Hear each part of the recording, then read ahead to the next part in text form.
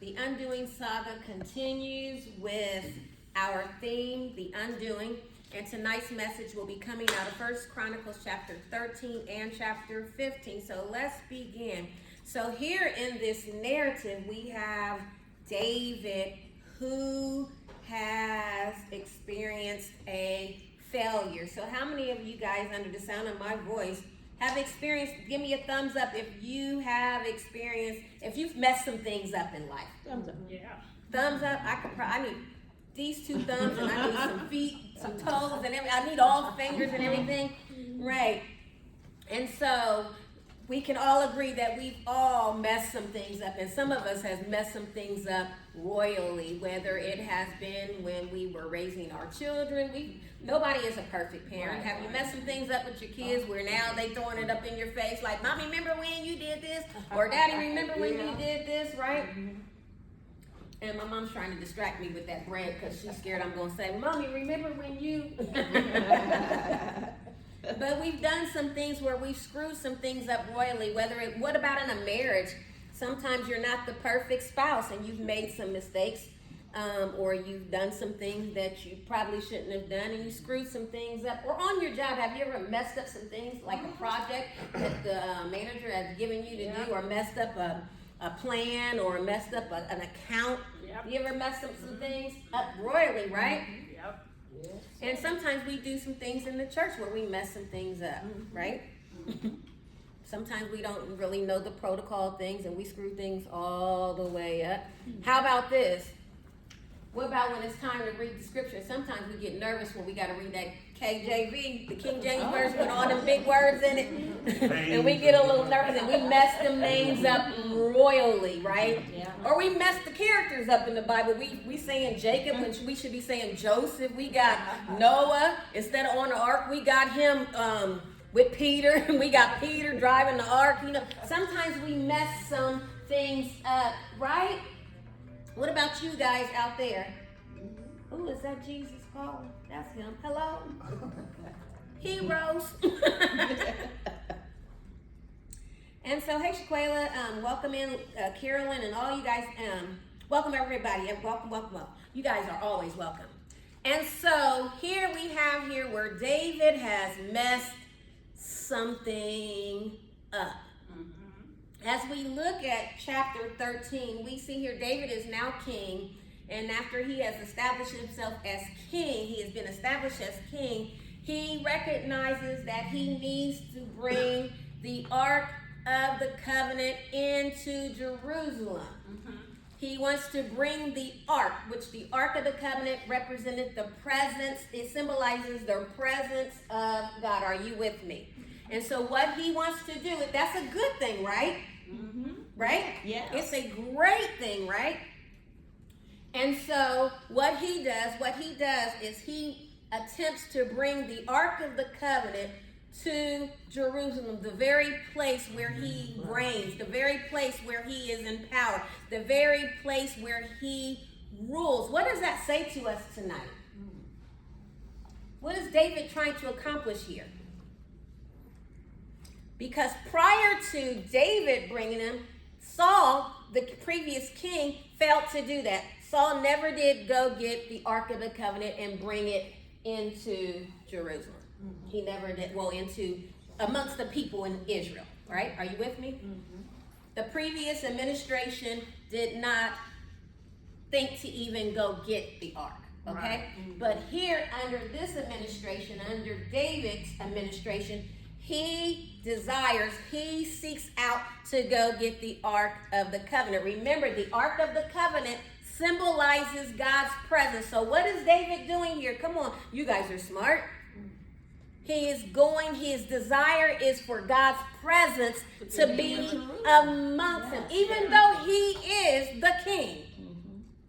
On earth, he has the greatest power as far as human being, right?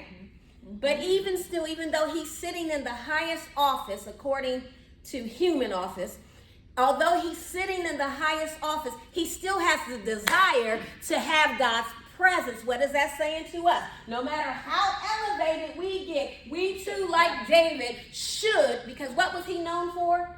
David was known for after God's own heart. And he's known as one of the greatest kings of Israel. He's one of the ones that we all remember. Mm-hmm. And so here, after he got established as king, he seeks after God's presence. He wants God's presence to reign with him. Right. Right? Mm-hmm. Mm-hmm. Are you with me? You guys all right out there? All right. And so, he's going to get the ark. So he gets with his elders. He gets with his leadership team. He tells them what he's desiring to do, and then he seeks and he calls forth all of the community, all of the people of Israel. We're going to do this as a community, as a kingdom. We're going to get together, and we, not just me, we are going to bring God's presence to Jerusalem. And so that's what they begin to do. And so what David does is he goes to get the ark, and so he gets this cart, right? Mm-hmm. And he gets a cart, and he gets some oxen, but he places places the Ark of the Covenant on the cart, right? Seems good, right? Because it's a great idea. Why not? Why shouldn't we want to go get God's presence, right? Why shouldn't we want to go to get the ark, right? Great idea, right? Nothing's wrong with it. And so they do it. They get the Ark of the Covenant. They put it on a cart. They got the oxen, so they place it on something so it won't be touching the ground, making sure that it's stable, right? They got the oxen, because what are oxen known for? Oh, they are horse? Strength. Yeah. Right? They're strong. Remember, anybody ever said they're strong as an ox? Mm-hmm. That means you're strong, right? Mm-hmm. Reliable, right? Mm-hmm. And so he's thinking that he's doing the right thing. He's got a great idea, right? And so what we see here is after he gathers all the people, after he assembles all of Israel, and he tells them, I'm in verse 2, he says, if it seems good to you and if it is from the Lord our God, let us send word everywhere to our fellow countrymen who remain in the land of Israel, and to the priests and Levites who are with them in their cities and pastoralists, so they may meet with us, and let us bring back the ark of God to us, for we did not seek it during the days of Saul. So they assembled and they agreed to do so forth. And so David gathered them, and then it says, let's go here. We need to drop down to, and so in verse 7 it says, they carried the ark of God on a new cart. It's nice and new, a new cart. He's got great intentions, right? He didn't want to put the ark on an old raggedy cart, right? Or a cart that he knew that wouldn't last, right? He said, I want the best. I want to carry God's presence on the best. I want to provide the best. And the same is true for us. We should want to provide the best for God's presence. We should welcome God's presence with our best, right? So he's got the best cart, right? Right? All right. So he has the best cart, a new cart, and he brought it out of the house of Abinadab and Uzzah, and Uzzah's brother drove the cart. And so David and all Israel celebrated. So here they are. They got this new cart. They got the Ark of the Covenant. Everything seems to be going well. They're moving about. They're moving forward. Everything is cool. They partying. They're celebrating, right? Because this is a joyous occasion. We get to bring God's presence in it. Let's celebrate. So if this was a Baptist church, they was probably singing and shouting, right? Mm-hmm. And dancing and cutting a step, right? Or apostolic or whatever denomination, we're celebrating. Everybody has celebration the way that they want to celebrate. But can you imagine, it says David and all of Israel are celebrating, meaning they're joyfully before God with all their might. That means they was putting all their into it, right? You ever heard people say, we had a good church? That meant you done shouted all over the place. You done sang good. There was some good preaching, right? You celebrate. I'm sure this past Sunday there was a lot of celebration going on because I know when they hit early, one Sunday morning, early one morning, he got what? And honey, I know when they heard that part, I'm sure that we all have heard that before, but it's something about Easter service. When they hit that early. Now, I was all the way in Orlando, and when he hit early, I understood what early meant, honey. I wanted to get up and dance all over the place because it hits different when we think about it on Resurrection Sunday. So we know some celebration is going on, but I don't think we could out-celebrate what David did, because at the end it said that David celebrated so much. Remember, he danced up out of his clothes. You ever danced up out of your clothes? Have you ever cut a step? Now, some of us will kick our shoes off, right? But have you ever just danced out of your clothes? I guarantee you danced out of your clothes at any church here in the United States. They gonna usher you right on out, or they gonna get that blanket and cover you on up. You know, they'll do that in a minute. That cover up. Covering you up like you can ready to go up out of here on a stretcher, right? And so, hey, Donovan, so here they are celebrating. He is dancing, they're singing, they're shouting, there's all types of things. There's all this joyous movement going on. They got the lyres and the harp, and girl, you know we got to have a tambourine. We got a tambourine, right? They got the tambourines going. So this is a joyous occasion. This is a nice thing this is a great thing that David is doing. But something seems to change when they came to the threshing floor. I'm in verse 9. When they came to the threshing floor of Shaddai, it said that Uzzah, who is going along with it, who is traveling with the ark, because remember in verse 7, they carried the ark of God on a new cart and brought it out the house of Abinadab, and Uzzah and Ahio, his brother, drove the cart. So they are driving the cart, but oxen are moving the cart, but they're guiding the cart. And so when they got to this particular portion of road, when they got to the threshing floor of Shaddai, Uzzah put his hand to hold and steady the ark, for the oxen that were drawing the cart nearly overturned it. And so here, this new cart that David had the ark placed on, this cart that is carrying the ark of the covenant, this cart that is being driven by oxen, this cart that is being guided by Uzzah and his brother, the oxen stumbles, and the ark is beginning to want to tilt over, and Uzzah does what many of us would do, right? You want to try to catch it, right? Nothing's wrong with that, surely, right? I'm trying to help. Have you ever done something where you had good intentions, but it turned out to be wrong? You had a negative consequence. And so, although Uzzah put his hand out to catch it, guess what happens? The anger of the Lord burned against Uzzah. Do y'all hear that? Again, when they came to the threshing floor, I'm in verse 9 of chapter 13 of 1 Chronicle 13. It says, Uzzah put out his hand to hold and steady the ark. Great gesture, right? He's trying to help. For the oxen that were drawing the cart nearly overturned it. And then it says, the anger of the Lord burned against Uzzah. What? I don't know. But when I read this, I had trouble with this. I had trouble with it. Because here I see some innocent person trying to do the right thing, so what he thought was the right thing, he was trying to help. You ever been punished for trying to help somebody? Sure.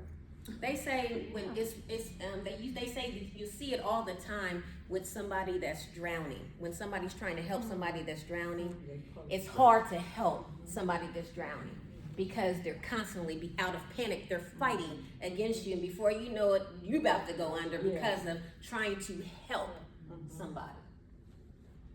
Have you ever tried to help somebody and it backfired on you? You ever had a friend that you tried to, we talked about this, last week about somebody betraying you? We talked about Judas betraying Jesus. Have you ever tried to help? You had good intentions at work. You had good intentions at church. You had good intentions in your marriage. You had good intentions in your family. You had good intentions at Walmart. Oh, we ain't supposed to be at, when we was going to Walmart. You know, we have good intentions at Walmart. You know, Walmart is a whole nother, Walmart is Walmart. I don't know if you've ever experienced Walmart. I don't know if I should even call the name of Georgesville, Main Street. If you ever experience them, you know that it's gonna be an adventure in there. Or, you know, have you ever tried to help and it backfired where you were in the parking lot and you tried to help somebody that was being assaulted or whatever? Has it ever backfired on you? Right? Right? Mm-hmm. And so here Lisa said Morris Road, you got that right. And so here Uzzah, trying to keep it from falling, extends his hand out to help. And instead of getting a pat on the back like, all right, Uzzah, you did a great job. Thanks for the catch. Thanks for the save. God's anger burned against him. Isn't that something?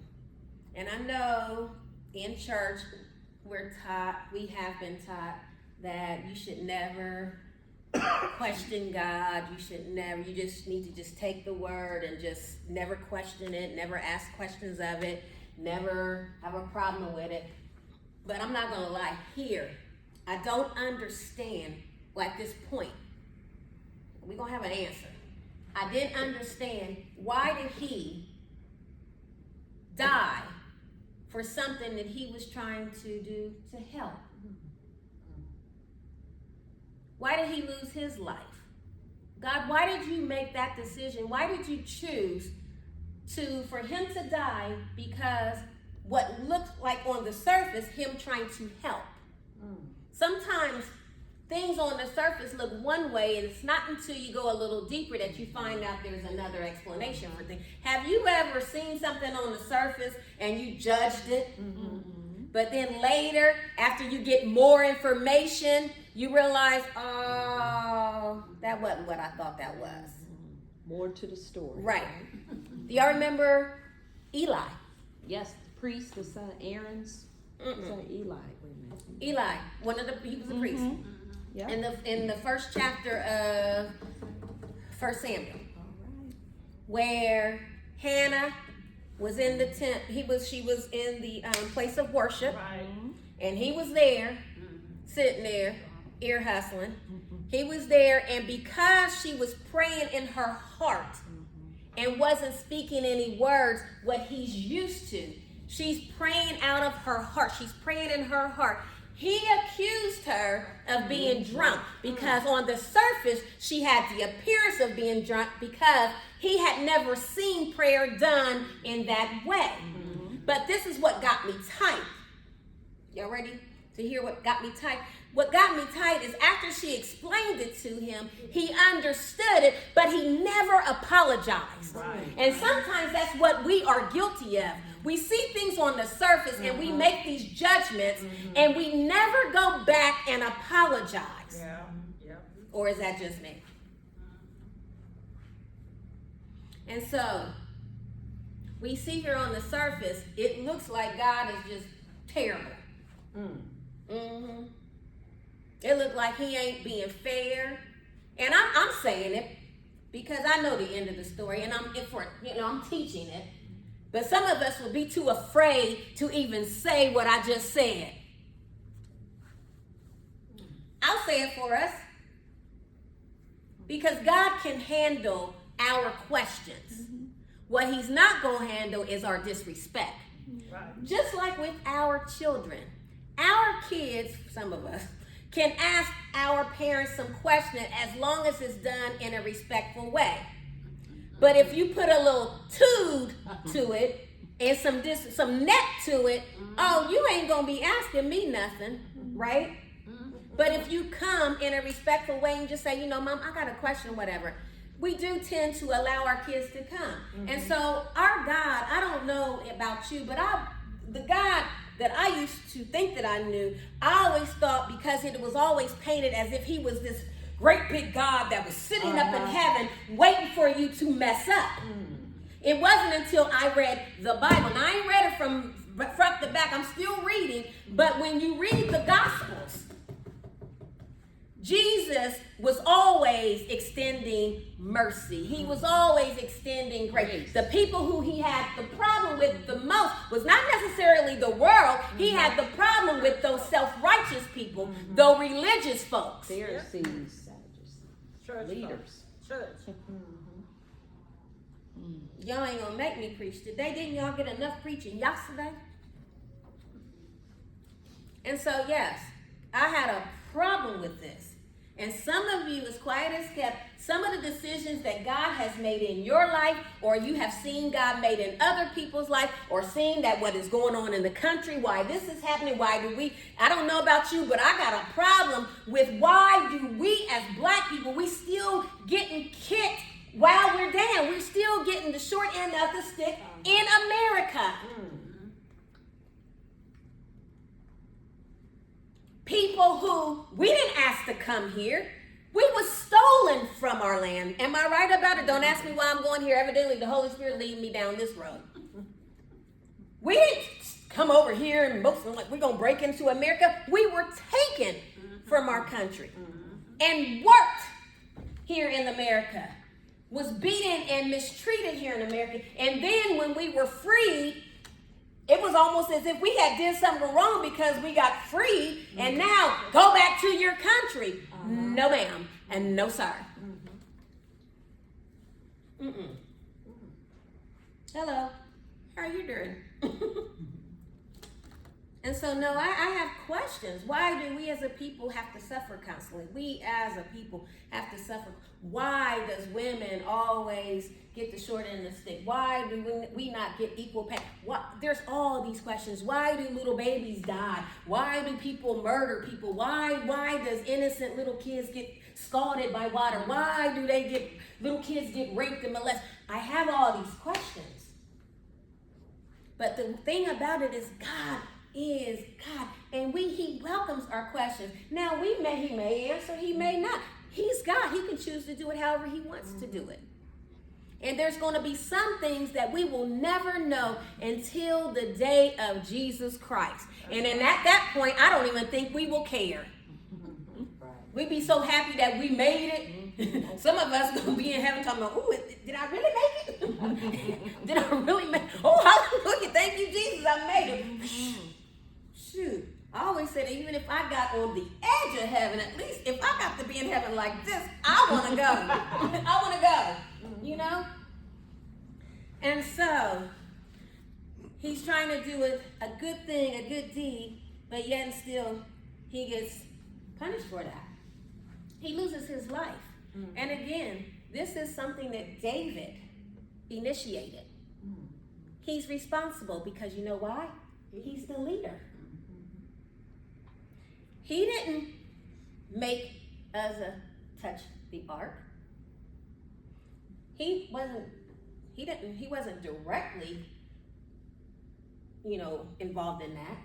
But indirectly he is because he is the leader. When you have a team, and you came from corporate America, you had a team. If somebody on your team screwed up something, whose fault is it? They're going to call you. They're going to call the manager. When me and David was growing up, when I took the car. Call me. Blame me. No, but thank God I didn't get pulled over by the police. But if I had who are they coming? Me. Underage. The police is coming for the parent. Right? Right.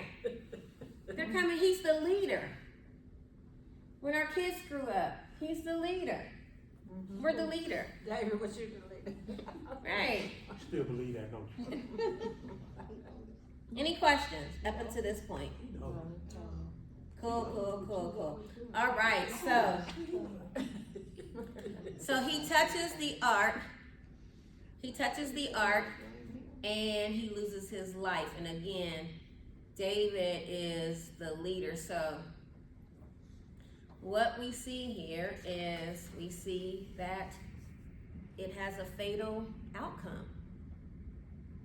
And then from that, David's response to the situation, he becomes angry. Look at verse 11. Then David was angry because the Lord's wrath had broke out against Uzzah. Notice he's angry about it. There's times in our lives where, if we be honest, we are angry too with God's decision. Tell me there ain't nobody angry right now at OSU because there was a decision didn't go the way that somebody had prayed that it would go. Somebody may be showing up to court tomorrow or just left court today, and you were really hoping that God would save your marriage, but the spouse divorced you anyway. Or a decision was made at your job. Maybe they're downsizing now. They're phasing out your department or phasing out your role or whatever. And you prayed about it, you tarried, you was shouting, you was speaking in tongues and all of that. And that person still died. That spouse still left. That child still went the wrong way. And now you're angry with the outcome. You're angry with God. Because right now, in that moment, here in the text, David is now suffering an unexpected, unplanned loss. Good intentions. Why did this happen? I'm trying to do what's right. And this happens? I'm trying to be a good Christian. And this happened? This is what you repay me with? You repay my good with this God? All these, the king before him, he was off the chain. He was disobedient. He didn't do what you told him to do. He didn't even have the decency to go get your presence, to bring your presence into Israel.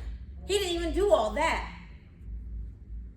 But here I am, supposedly a man after your own heart, the one who be singing all the little songs and playing the harp and helping people, the rejected one, the one who still tries to live according to the way you want me to live, Lord. And you repay me with this? My intentions are pure. I'm trying to bring you in, and this is what happens to me. So he's angry. Let's look at it. Then David was angry because the Lord's wrath had broke out against Uzzah. He's angry at what the Lord did to Uzzah. How many of us have been angry because the Lord's decision was not what we saw coming? It was unexpected, and daggone it, we don't like it at all. Okay, y'all ain't talking to me in here. Y'all acting real hostile to me. Y'all looking real hostile at me. What about you guys online? You don't like it. I don't like it. I don't understand it. It ain't fair. Why did you do? I'm just mad. David, the one who we know who God said is after my own heart. One of the greatest kings of Israel. The one who is responsible for many of the Psalms wrote in our Bible, got angry with God. He got angry because God made a decision that he did not agree with. And there's going to be times in our lives where we are going to be angry, or should I say in our feelings, because maybe it's not anger, maybe it's disappointment. Because something didn't happen the way that you think that it should happen, or God made a decision and then check with you first to see if it was cool. Oh, that hit right there. Ow, that hit right there. God has a way of interrupting our life or disrupting our lives without knocking to see if it's okay to come in, calling on the phone to see if it's cool, checking with you to see if this will be okay, how you gonna feel about this. He don't do none of that. But guess what? He God. And sometimes serving God is not always a bed of roses. There's going to be times where we're there's going to be times of grief, because how many of us know in here that death is coming to us all? Oh yeah. But we all know that, but darn it, if I get a call tonight, she don't appear to be sick. About my mama, she don't appear to be sick. She seems to be in good health. When we go out of town, we don't have to get no wheelchair, no walker, or nothing. She be hanging with us, okay? And so far, she looks good. If I get a call when we leave here, it's possible that I could be in my feelings about that.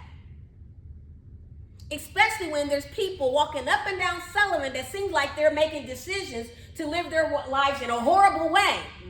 Why take her? Why not them? They don't seem to care. Ain't that sometimes how we ration out things? Why take her? She's a good person. Why not take the ones who've been robbing and thieving? But yep, he's pissed. And if quiet is kept, some of us is pissed right now at God because of the decision that he done made without asking us if it was all right. We're in shock. We're in disbelief, and most importantly, disappointed. And so he's angry. But not only is he angry, again, this allows us to understand that he's not happy with God's decision or action. And again, Uzzah was only trying to help. This is highlighting that the best intentions can still be costly. And so not only that, he was fearful. David was afraid of God after Uzzah's death. Look, it says, David was afraid of God that day and asked, how can I ever bring the ark of God to me? So this fear led him to question if it is even possible to bring it. Because here I am, I done put my best foot forward, I done tried this thing, and look what this has happened. Look what has happened. Have you ever put your best foot forward only for it to explode in your face or backfire in your face? So now he's wondering, well, I'm scared to even do anything else, because if this happened, what else is going to happen? And sometimes we're afraid to try again because of what happened before. Some of us is too afraid to get married again because of what happened before. Oh, that was a doozy. And some of us is still fighting in situations or still going through stuff, and it's been a few years. Y'all see how I'm trying not to tell my business? I'm trying not to tell my business. But maybe yours isn't anger. Maybe it's disappointment. Because what you tried to do before, you had good intentions. And you really tried to do this thing. You thought it through, and okay, this will be good. I'm going to put my best. Remember, he got a new card. I'm gonna get something new, meaning I'm gonna give my best, and I'm gonna try to do it in a way that I think it should go, and everything. I'm gonna get the right animals because oxens are strong. They'll be able to pull it. There shouldn't be no problem with them. And so here I am. David's planning all this stuff out, and then all of his stuff backfires. And he's angry. And some of us, the same is true for us. We done made all these plans and arrangements. We done put our best foot forward. We done mapped it out. We done did everything that we thought that we were supposed to do. And it backfired. It didn't work out. It didn't work out. And so, many of us, like David, look at verse 13. After he asked the question, can I ever bring the ark back? Can I ever bring the ark of God to me? Meaning that he was even doubting that could even be a possibility now that this has happened. And so the question that I asked us tonight, what is it that you tried to do? You had good intentions, and it seemed like it was going to work, only for that thing to backfire or blow up in your face. Or for some, because this was fatal for him, that means that he died. And so for some of us, it's been a death of a marriage. It's been a death of a job. It's been a death of many things, hopes and dreams. What is it that you desire? Maybe a death of a business venture. What is it that you are too afraid to try again because you're fearful and you're in your feelings? Maybe you're not like David in anger. Maybe you are angry. Maybe you're disappointed because of what happened before. And now with this fear setting in, you're starting to believe maybe this isn't for me. Maybe this can't happen. Because again, do you hear the words that he's saying? He is saying, how can I ever bring the ark of God to me? And so, guess what that leads him to do? He halts the transportation. Many of us are just like David. We halted some things because the situation didn't work out. Some of us had desired for a successful marriage, but because marriage blew up and backfired, and where it wasn't successful, we're wondering how this gonna happen again, because here I am trying to do it. Here David is trying to do it what he thinks is God's way, right? I'm trying to do it God's way, and it's still, on the surface, I think that I'm doing it God's way, and it's not working. And so up until this point, David doesn't know that he's not doing it right. I need to give you that. At this point, David believes that he's doing things right. He don't understand why this has happened. And many of us, we thought that we were doing things God's way, but it messed it all up. And so now we're left confused and in doubt, like, well, if this don't work, then I don't know how this is going to work, because I tried to do it right. So you think you're doing it right, right? And so he halts it. He leaves it at Obed-Edom's house and was like many of us, deuce. How many of us have put up the peace sign on our hopes and dreams or our aspirations? How many of us got the deuce sign up, like, I'm out. This ain't for me. I tried this. I'm out. Oh, this Christian thing ain't for me, because I tried to do the right thing and this stuff is exploding in my face. So he put up the peace sign and says, deuce. Donovan, you scared of marriage? Don't be scared. It's very true. History speaks for itself. That's right. And so he halts. David stopped moving the ark and left it at Obed-Edom's house. And so, verse 13, he did not take the ark to be with him in the city of David. Instead, he took it to the house of Obed-Edom to get tight. So then, he's angry. He's given up. He's thrown in the towel, right? 3 months has passed. And he begins to notice that Obed-Edom is getting blessed, right? He is getting blessed.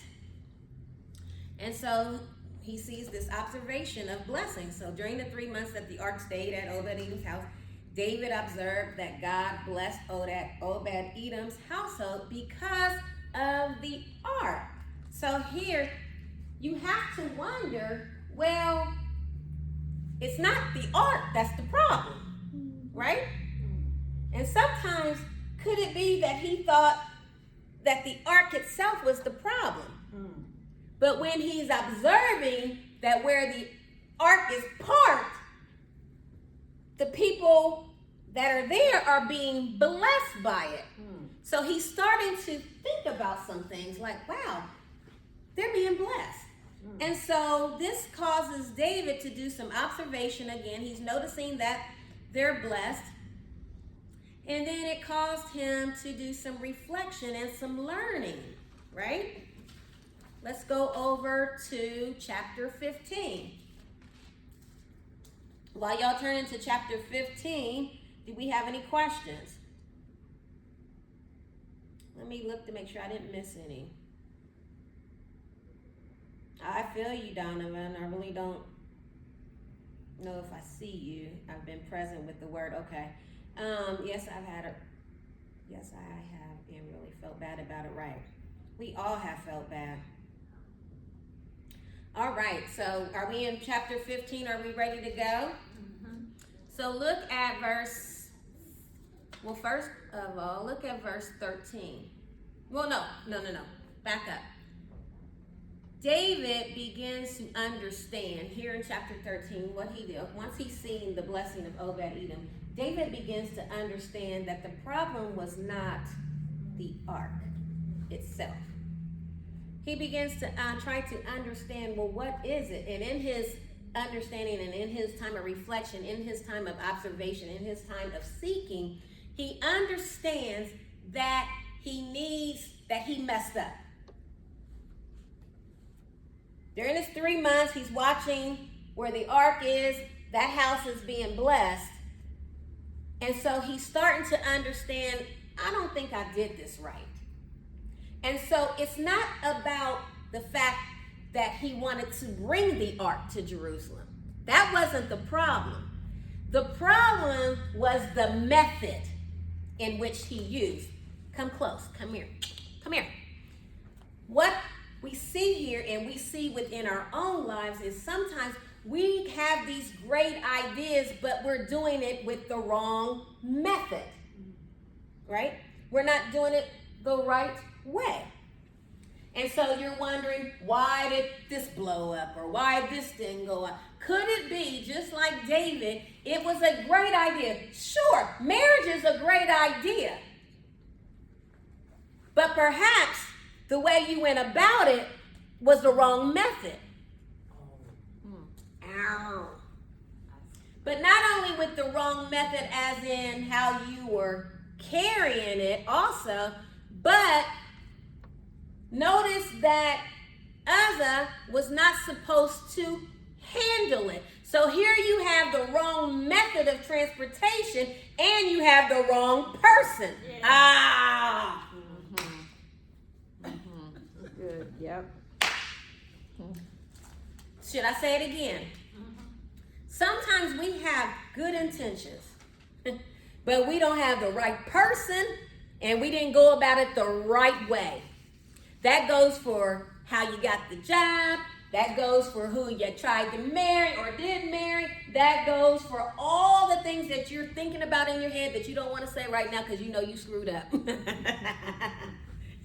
I know that some of you, just like me, as I've read this before, and I realized, because there was a time where I was thinking that it was God. Oh, God, I don't understand. You led me to do this. I know you led. Then when I start going back and reflecting, and I realized, God wasn't in that. That was you putting that together.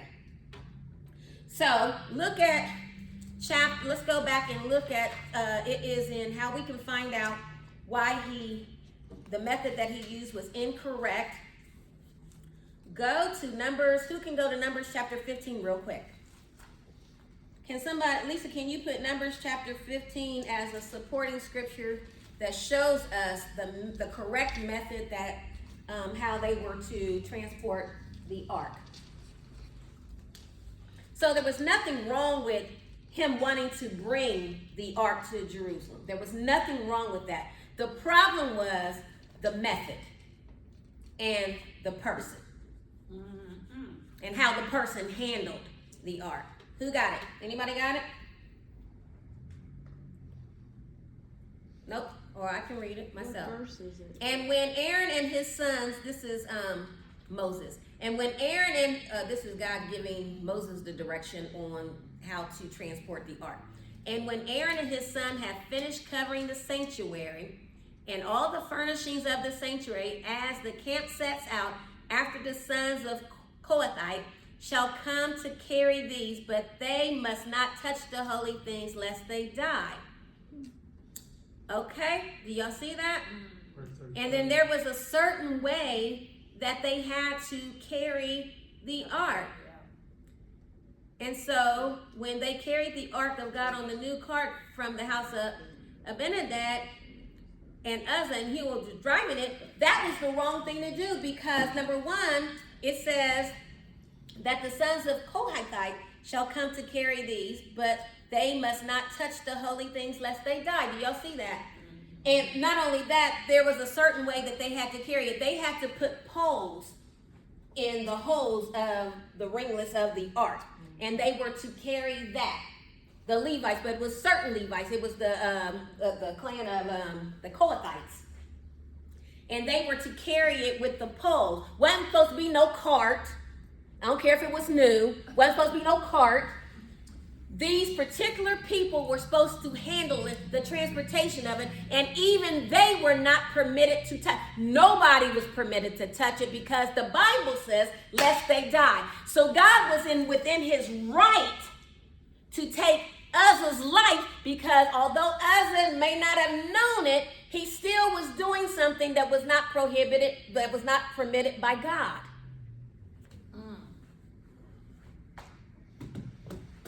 So, David, while you angry about what you lost, the reason you lost what you lost is because you didn't do it right. You didn't go about it the right way. And some of us is tight with God right now because we suffered a loss. But the thing is, we didn't go about it the right way.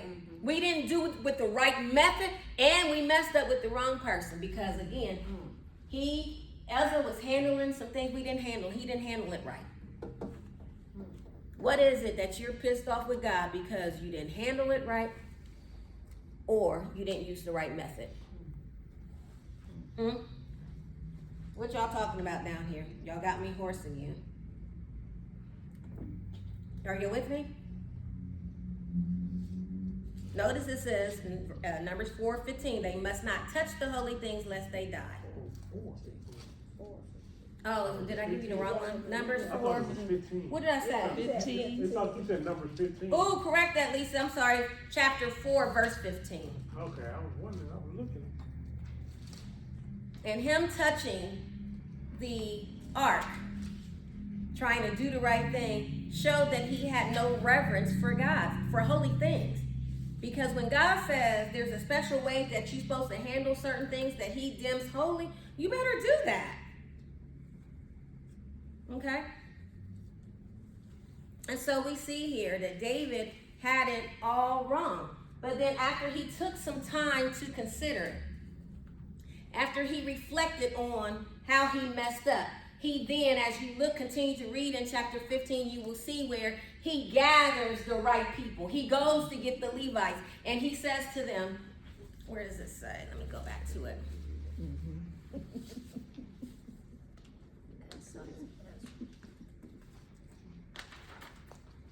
And so David reflected on the incident and sought to understand the proper way to handle the ark. He realized the importance of following God's specific instruction. And so look at verse, and we're still in 1 Chronicles, now we're in 15:13. He says, it was because you, the Levites, did not bring it up the first time that the Lord our God broke out anger against us. We did not inquire of him about how to do it in the prescribed way. So the problem is this, because I noticed somebody, because you probably felt the way that I felt, well, that still ain't fair, because if he didn't know not to do that. The thing about it is David is the leader.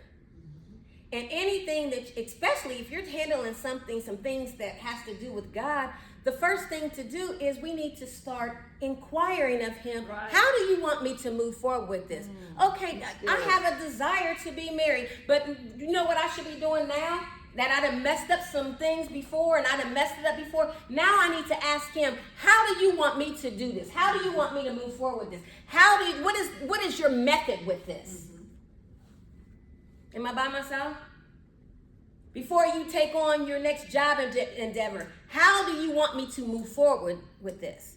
Is this the job that you want me to take, or should I be looking in a different direction? How do I approach this? How do I handle this situation? Anything that we are doing in life, we should, because notice with David, now David at this point didn't check with God on how to move forward. But notice when he was running from Saul and when he was on the run, he was checking with God. Lord, what do I need to do in this instance? Remember, 1 Samuel chapter 28, I believe it is, when he was in Ziklag, and remember when he had Came back. left and he came back and the wives and all that was taken, he encouraged himself and then he inquired of the Lord. David was constantly inquiring of the Lord, but at this point in this narrative, David did not inquire of the Lord of how to move forward with bringing in his presence. So what does that say to us? Lord, how do you want us to usher in your presence? As a church, Lord, how do you want us to usher in your presence? Lord, how do you want us to handle the things that you deem holy? Lord, teach us your way, Lord. Show us your way. What is your method, Lord? And even in our private time, when we're in his presence, Lord, how do you want me to move with you in my presence? How do I bring you into my presence, Lord? And so, here we see this undoing, this reversal. We see here where David is now going from failure to success because now he has the right people in place and he has the right ones who is supposed to carry in the ark. And guess what? Now he's got them in place and they're moving forward, carrying that the Ark of the Covenant into Jerusalem the correct way. So do we see the undoing? Do we see the undoing of the failed attempt? And now David is being successful. Do y'all see the thing? What God is allowing him to do is he's giving him another chance to get it right. And many of us, quiet as kept, we need another chance to get this right. Yes. Yes, Lord, we've messed some things up and we've incurred some losses, some fatal losses at that. I am asking tonight, dear God, I'm reflecting. I know where I screwed up. We need some of us, we need some reflecting. Far too often, and this is for people that's jumping from relationship to relationship, you jumping from relationship to relationship without taking time to reflect on where you screwed up. People jumping from job to job, not taking time to reflect, where did you screw up? Right? Where did you screw up with your kids? So that way when you're helping with your grandkids, you won't make that same mistake. Or you screwed up with the first one. How can I correct it with the second one? Where? So sometimes it takes some time to reflect. Where? David didn't say where they messed up. He understood where he messed up. He's the lead. We are all leaders because you have to lead yourself. Where do I? He took the responsibility himself. Do we have any questions? We are over time by 6 minutes. All right. So do y'all get it? So the theme of the undoing, when we see this reversal, we see him going from failure to success. Again, God wanted him to have his presence. And just like many of us, God wants us to have whatever it is that we are desiring in our heart according to, as long as it's lining up with his word. Okay, we shouldn't be desiring somebody else's husband. Let's be clear, because sometimes people get that wrong. Like, oh, he's going to give me the desires in my heart. Well, I want Susie's husband. That ain't God. Okay, come on, be for real. That's what my friend Kristen would say. Don't she say that's Monica? Be for real. Are you for real? Be for real. And so we see the undoing from failure to success. We see from anger and fear to joy and blessings. Do y'all see that? We see from improper methods to correct methods. So we're undoing the wrong things and we are moving forward with doing the right thing. So I hope that this message has been a blessing to you. Again, feel free to share this live. Feel free to share this video with those who you think this will be a blessing to. Do we have any questions?